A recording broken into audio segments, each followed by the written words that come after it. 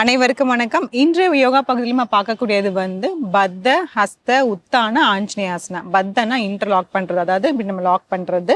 ஹஸ்தனா கை, உத்தானா lifting, அதுக்கப்புறம் ஆஞ்சநேய ஆசனா அது எப்படி பண்றது நம்ம பார்க்கலாம். இது கொஞ்சம் நல்லா லெக் ஸ்ட்ரெச்சிங்காக நல்லா வரும். அதே மாதிரி செஸ்ட் ஓப்பனிங்காக வரும்.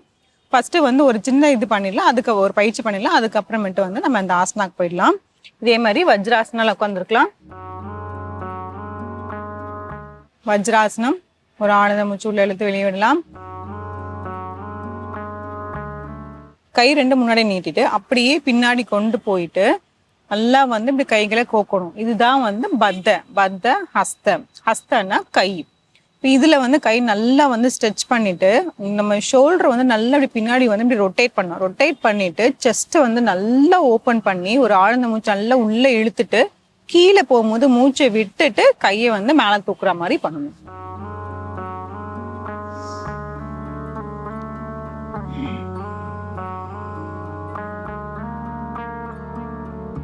சில வினாடிகள்.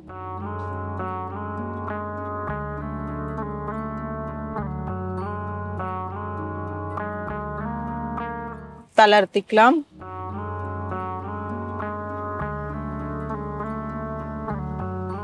அதே மாதிரி எழுந்து தளர்த்தும் போது என்ன பண்ணணும்னா நல்லா ஷோல்டரை நல்லா இப்படி கொண்டு வந்துட்டு இது பண்ணணும். செஸ்ட் நல்லா ரிலாக்ஸ் பண்ணிக்கணும். ஏன்னா நம்ம ரெண்டுமே இப்படி நல்லா இப்படி ஓப்பன் பண்ணி இப்படி பண்ண போறோம். அதனால கொஞ்சம் இந்த தோள்பட்டை வலிக்கிற மாதிரி இருக்கும். உடனே நம்ம என்ன பண்ணிடலாம், இந்த மாதிரி ரொட்டேஷன் ஏதாவது பண்ணிடலாம். பண்ணோம்னா இந்த இடத்துல நல்லாவே ஃபுல்லா நம்மளுக்கு ரிலீஃப் ஆயிடும். இப்போ அந்த மாதிரி முன்னாடி குனியும் போது தலை இந்த நம்மளோட நெற்றி பகுதி கீழே படுற மாதிரி இருக்கும். பட் ஆனால் சில பேருக்கு படலைன்னா ஒன்றும் பிரச்சனை இல்லை. எந்த அளவுக்கு நம்ம குனிய முடியுதோ அந்த அளவுக்கு மட்டும் நம்ம பார்த்துக்கலாம். நிறைய பேருக்கு தொந்தி இருந்துச்சுன்னா கீழே ஃபுல்லா அப்படி போகாது. அதே நேரத்தில் இந்த பின்பகுதியும் தூக்குற மாதிரி இருக்கும். அதனால எந்த அளவுக்கு போகுதோ அந்த மாதிரி போயிட்டு கைகள் நல்லா மேல் நோக்கி தூக்கணும். அப்பதான் இந்த சுழற்சி இந்த தோள்பட்டையில சுழற்சி நல்லாவே கிடைக்கும். இன்னும் ஒரு முறை இதை பண்ணிடலாம். கைகள் பின்னாடி கோர்த்துட்டு தோள்பட்டை நல்லா பின்னாடி சுழச்சிட்டு மார்பை நல்லா விரிச்சிட்டு ஒரு ஆழ்ந்த மூச்சு உள்ள இழுத்துட்டு கீழே போகும்போது மூச்சை விட்டுறணும். எப்பவுமே ஆசனால மூச்சை அடக்கக்கூடாது.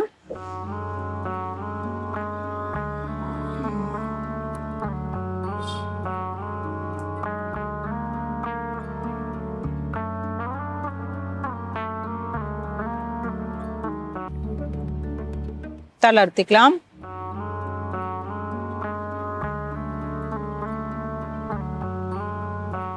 இப்போ நம்ம ஆசனாக்கு போயிடலாம். பத்த, ஹஸ்த, உத்தான, ஆஞ்சநேய ஆசனம். இதுல என்ன பண்றோம்னா நம்மளோட வஜ்ராசனால இருந்து நம்ம முட்டி போட்டு நின்றுட்டு ஒரு கால் முன்னாடி நம்ம நீட்டி வைக்க போறோம். வலது காலை இப்படி முன்னோக்கி இப்படி வச்சிட போறோம். கால் பாதம் அப்படியே கீழே பதிகிற மாதிரி வச்சிடணும். இப்போ நம்ம வஜ்ராசனில் உட்காந்து நம்ம என்ன பண்ணோமோ அதே தான் கால் இந்த பொசிஷன்ல வச்சுட்டு நம்ம பண்ண போறோம். அவ்வளவுதான்.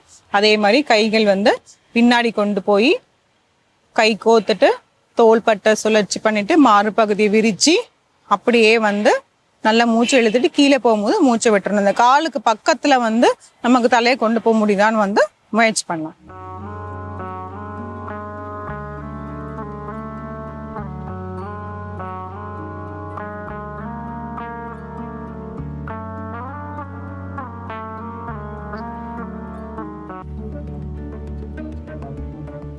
தளர்த்திக்கலாம்.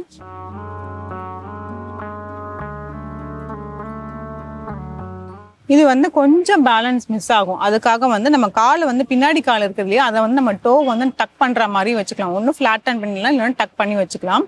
அதே நேரத்தில் நம்ம முன்னாடி குனிட்டு போகிறதுக்கு முன்னாடி நம்ம முயற்சி பண்ணணும். அப்படி நம்ம நெற்றி பகுதி படலைன்னா பரவாயில்ல, எந்த அளவுக்கு போதும் அந்த அளவுக்கு நம்ம பண்ணிக்கலாம். இப்போ அப்படியே நம்ம இடது காலில் பண்ணிடலாம்.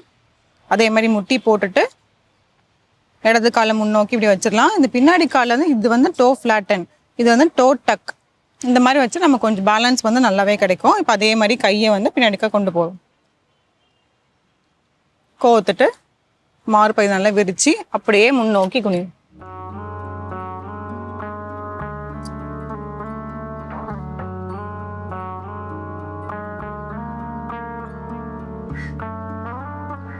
தளர்த்திக்கலாம். ஒரு ஆழ்ந்த மூச்சை உள்ளே இழுத்து வெளியிடலாம்.